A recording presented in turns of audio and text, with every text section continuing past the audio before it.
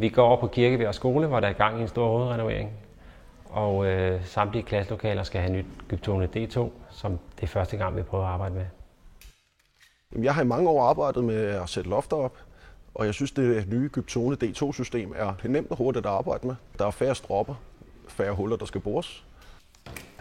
En god ting ved de nye skinner er, at der er et talsystem på dem, der gør, at du skal ikke stå og måle. Du kan bare hurtigt tælle, så hvis du skal sætte noget i nummer 3, jamen, så har du nummer 3, nummer 3, nummer 3.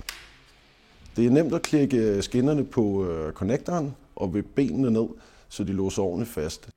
Det nemme ved det her system er, at pladerne ikke har noget metalprofil, så du skal ikke have fat i en vinkelsliber for at skære dem. Du kan gøre det med en kniv, og de er hurtige og nemme at lægge op alligevel. Når du er færdig med arbejdsprocessen, og du skal til at smide dit affald ud, så er det meget rart, at du ikke skal pakke gips i poser, og du har ikke stål, der skal i poser for stålprofilerne. Vi er glade for at arbejde med det nye Gybtone D2-system, fordi det er nemt at have med at gøre, og det er tidsbesparende, og derfor er der en god økonomi i det for os.